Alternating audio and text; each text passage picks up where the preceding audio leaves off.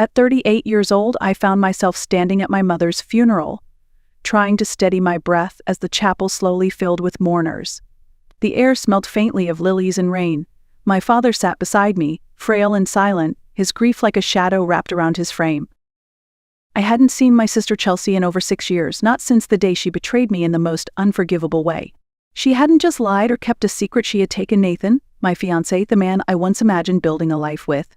After all these years, I had rehearsed what I would say if we ever met again. But I never thought the day would come under these circumstances. When the chapel doors opened, whispers rustled through the crowd. Heads turned. Chelsea walked in, arm in arm with Nathan Blair. She was dressed in an elegant black sheath, her diamond earrings catching the light with every calculated step. Nathan looked uncomfortable, his posture stiff as he scanned the room. Chelsea's hand rested proudly on his arm, her wedding ring glittering like a trophy she had won. I didn't flinch. Instead, a surprising calm washed over me like the stillness that follows a long storm.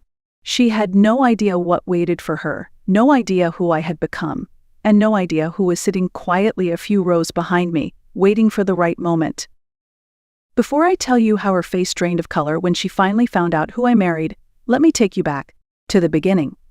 To a time when life felt full of promise, when I believed love meant loyalty, and when I still thought my sister was capable of loving me more than envying me. This is not just a story of betrayal. It is a story of quiet strength, of rebuilding a life not in spite of loss, but because of it. And it all started long before the day of my mother's funeral. 6 years earlier, I was 32 and living in a high-rise apartment in downtown Seattle. I had a stable career as a communications manager at a growing tech firm, a great group of friends, and parents who adored me. On paper, my life looked perfect. But something was missing. I worked long hours, dated casually, and buried myself in routines that left little room for joy. Then I met Nathan Blair. It was at a charity gala for a children's literacy nonprofit. My college friend, Meredith, introduced us with a knowing smile. Nathan was magnetic, tall, with a confident smile and the kind of charisma that made people lean in closer. He was a self-made tech entrepreneur, the kind of man who appeared in magazine interviews and business podcasts. From the moment we started talking, everything else faded. We bonded over our love for travel, books, and the idea of building something meaningful. On our first date, he took me to a rooftop restaurant overlooking Puget Sound. I remember calling my mom the next morning and telling her, I think I've met someone different. Our relationship moved quickly. Within months, we were taking weekend trips to wine country, attending gallery openings, and hosting dinner parties. Nathan was generous, thoughtful, and always full of surprises. He brought flowers for no reason, left handwritten notes in my apartment, and remembered the tiniest details of our conversations. After 18 months, he proposed during a private dinner cruise on Lake Union. He knelt under the stars with a 5-carat diamond ring and asked me to be his wife.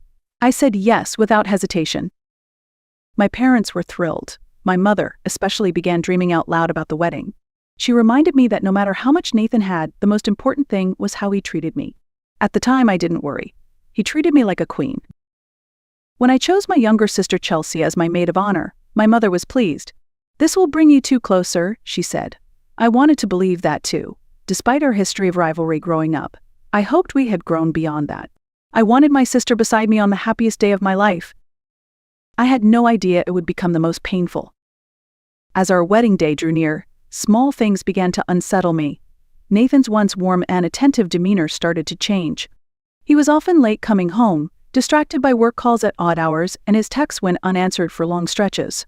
Our usual Friday night dates became fewer and far between, often canceled at the last minute for urgent meetings.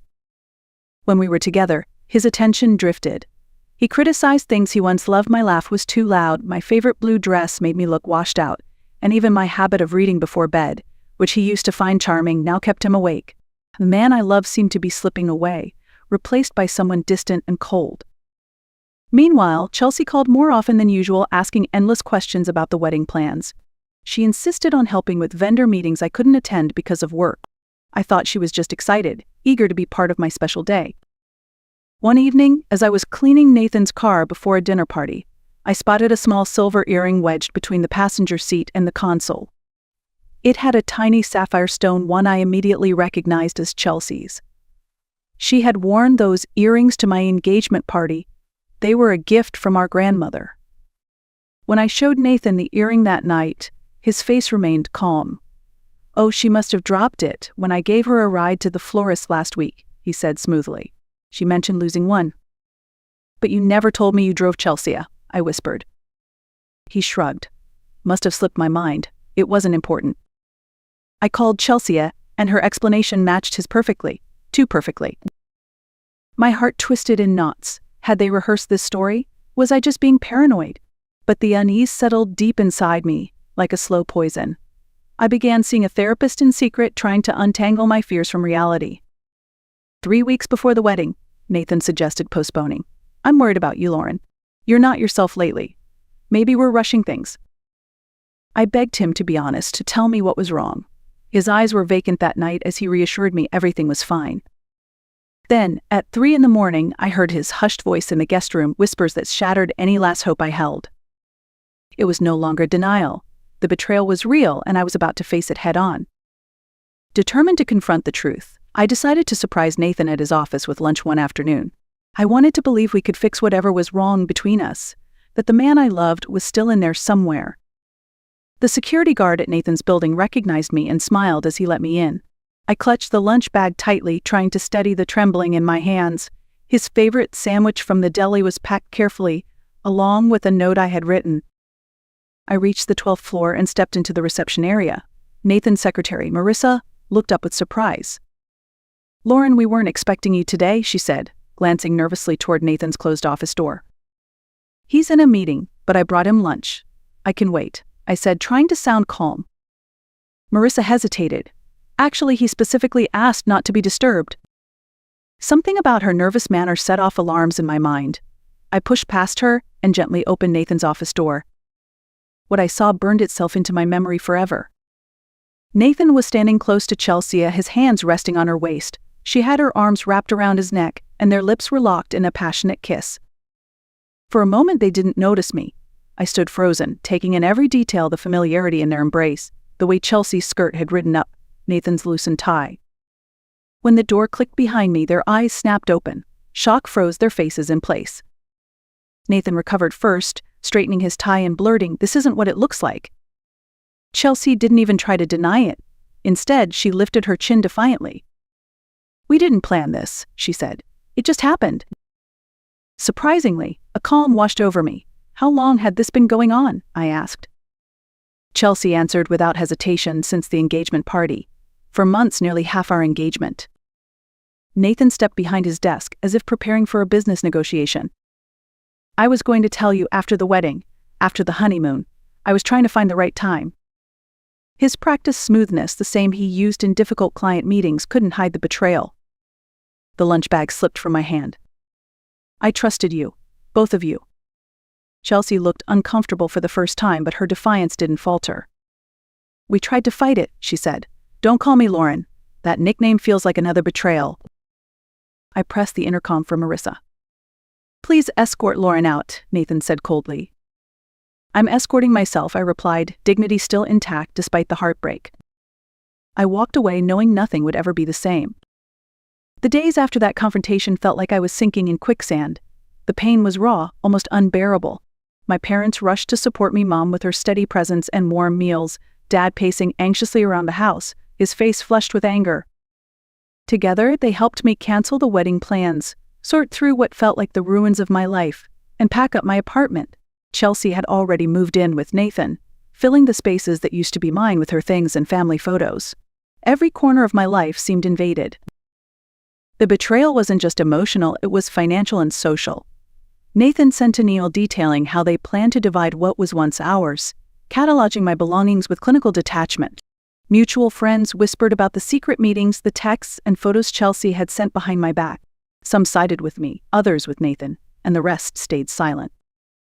I was shattered. The nights grew darker, my appetite vanished, and dark circles formed under my eyes. Work became impossible. I lost a major client after breaking down in tears during a presentation. My therapist diagnosed me with depression and recommended medication. But the worst part was the memories. Everywhere I went in Seattle, I was haunted by what we once had and what was lost. When a marketing director position opened up in Chicago, I took it without hesitation. I needed distance, a fresh start. Leaving behind the city, the friends, and the heartbreak was the hardest choice I'd ever made, but it was necessary. Mom tried to encourage me, often reminding me about forgiveness. "It's not for them," she said softly. "It's for you to free yourself." I wasn't ready. Maybe I never would be. In Chicago, I buried myself in work. Long hours, new faces, and unfamiliar streets gave me a chance to heal. The city felt cold and lonely at first, but it also gave me something Seattle couldn't anymore: space to breathe. Slowly, I began to rebuild piece by piece. The path wasn't straight, and the pain never fully disappeared. But somewhere in that quiet rebuilding, I found a strength I hadn't known I had. I was no longer just Lauren who was betrayed. I was Lauren who would rise. Life in Chicago was a fresh canvas, but healing was far from easy. I kept my guard up, hesitant to let anyone in. That changed the day I met Zachary Foster. Zachary was different from anyone I'd ever known. We met at a tech conference in San Francisco, where I represented my company. Unlike Nathan's flashy charm, Zachary's presence was quiet but powerful. His confidence wasn't loud, it was steady and genuine. We started talking about digital marketing trends, and our professional conversations quickly turned into lunch dates. Zachary never pressured me, never rushed. He respected my pace, understanding that my heart was still fragile. One evening during a business dinner, I had a panic attack. My hands shook, my breath hitched, and tears welled up unexpectedly. Instead of pulling away, Zachary moved beside me, speaking softly, helping me regulate my breathing until the storm passed.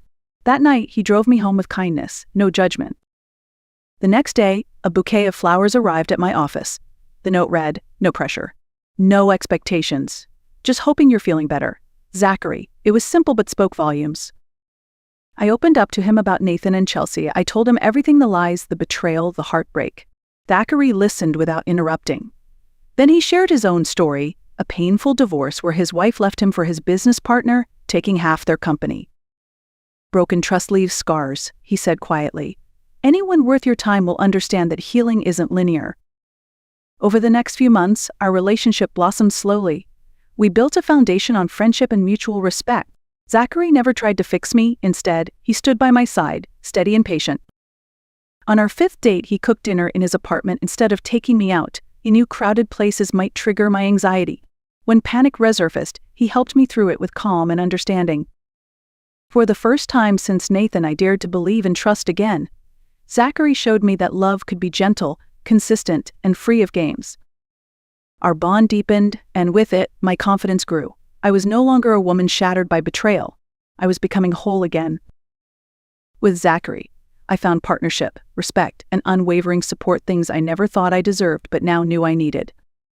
Healing wasn't about forgetting the past. It was about reclaiming my life, one quiet moment at a time. One year after moving to Chicago, Zachary surprised me with a proposal that was nothing like Nathan's grand gesture. We were walking through a garden bursting with early summer blooms, soft sunlight filtering through the leaves. He took my hands in his and knelt down, revealing a simple emerald ring flanked by 2 small diamonds. "I'm not asking for an answer today," he said gently. "I just want you to know that whenever you're ready tomorrow, next year I'll be here." For a moment, panic flickered in my mind, memories of Nathan's flashy diamond threatening to overshadow this quiet moment. But when I looked into Zachary's eyes, all I saw was sincerity and love. "Yes," I whispered, tears welling up, but not from fear or pain. That night, I called my parents. Mom cried happy tears over the phone. "He sounds wonderful, darling. When can we meet him?" We planned a small wedding with just 30 guests at a historic venue in Chicago. At my mother's urging, I sent Chelsea an invitation. It was more a gesture toward healing than an expectation she would attend. Her reply came cold and brief: "Congratulations on your engagement. Unfortunately, Nathan and I have prior commitments that date. Best wishes for your future." Mom wasn't surprised but reminded me, "Give her time, Lauren. This is progress." The day of the wedding was intimate and joyful. My father walked me down the aisle, whispering, "I haven't seen you this happy in this happy in." Zachary's vows acknowledged our journey promises to cherish the fragility of love and to build trust every day. We were not perfect, but together we were strong. In Zachary's steady love, I found peace I hadn't thought possible. This was more than a second chance at love. It was the beginning of a new life built on honesty and respect. The day of our mother's funeral was heavy with grief. Yet beneath it all, another undercurrent of tension rippled through the gathered family. Chelsea arrived, dressed impeccably in black, her posture rigid but her diamond ring impossible to miss. Nathan stood beside her, clearly uncomfortable, his eyes darting across the room. Later, during a quiet moment, Chelsea approached me, her smile thin and eyes guarded. She began boasting about the summer house she and Nathan had just bought on the coast, 8 bedrooms, private beach access. "We're thinking about starting a family soon," she added, her voice laced with a mix of pride and challenge.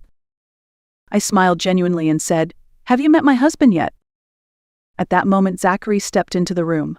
Nathan's face paled when he caught sight of him. The air shifted. "Foster," Nathan muttered under his breath. Zachary's tone was calm but firm. "It's been 7 years. Not since the Anotic acquisition. You're married 2 wonderful years now, right?" I squeezed Zachary's hand and confirmed it. Chelsea repeated Zachary's last name slowly, as if tasting the significance. "Foster Investments." The unspoken history between Zachary and Nathan crackled in the air, a rivalry well known in our industry. Nathan tried to recover his composure, suggesting they catch up soon to discuss potential collaborations. Zachary responded politely but made it clear his schedule was full. Before we could dwell on the encounter, the funeral director appeared, announcing that the service was about to begin. Whispers followed us back into the main room, the connection between Zachary and Nathan no secret to those who knew the business circles. We took our seats. Father sat beside me, clutching his chest in sudden pain. Zachary immediately called for help, and the funeral was briefly delayed. Thankfully, the doctor among the attendees confirmed it was likely stress, not a heart attack.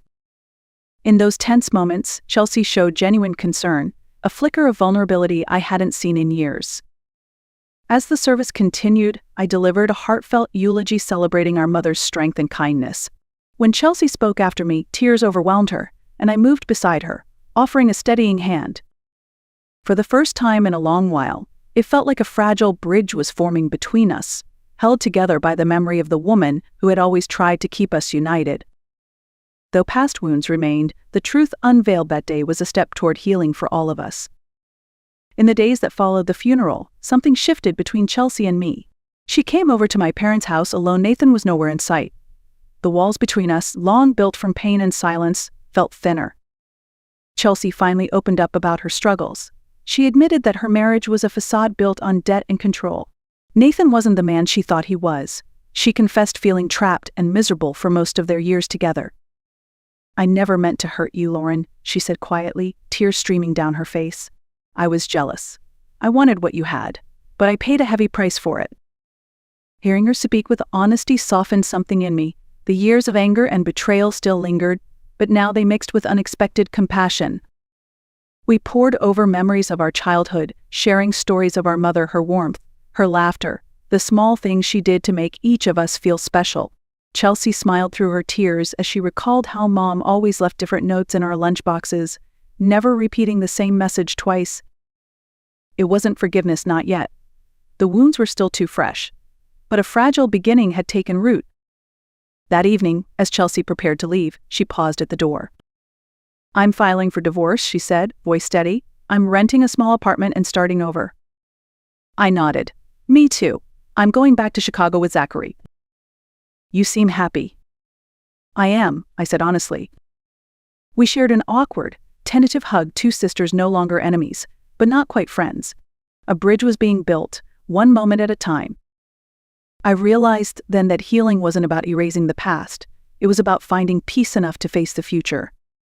And sometimes, peace begins with the willingness to try. Months passed and life in Chicago blossomed in ways I never imagined. Zachary and I settled into our renovated brownstone. My career flourished. I earned a promotion to vice president at my firm. Friends gathered around me, laughter filling rooms that once echoed with loneliness. One morning, after years of trying, I found out I was pregnant. The joy was bittersweet knowing my mother wouldn't be here to meet her grandchild. Yet, in quiet moments, I felt her presence, a gentle strength guiding me. As Zachary painted the nursery walls a soft green, I thought about the lessons I wanted to share with our child. How loss can lead to finding. How endings create space for beginnings. How the hardest moments often direct us toward our truest path. My mother had been right. Forgiveness wasn't about them. It was about me. It was the key to freedom. The scars of the past remained, but they no longer defined me. They were part of my story, not the whole. I had rebuilt my life not despite the betrayal, but because of it. And as I prepared to welcome new life into the world, I knew this chapter was only the beginning of a journey filled with resilience, hope, and unexpected blessings. Thank you for listening to my story. If you've ever faced heartbreak or loss, remember, pain doesn't get the final word. Healing and joy are possible. If this journey resonated with you, please share your story in the comments. Don't forget to like and subscribe for more stories of strength and redemption. Together, we find the courage to rise,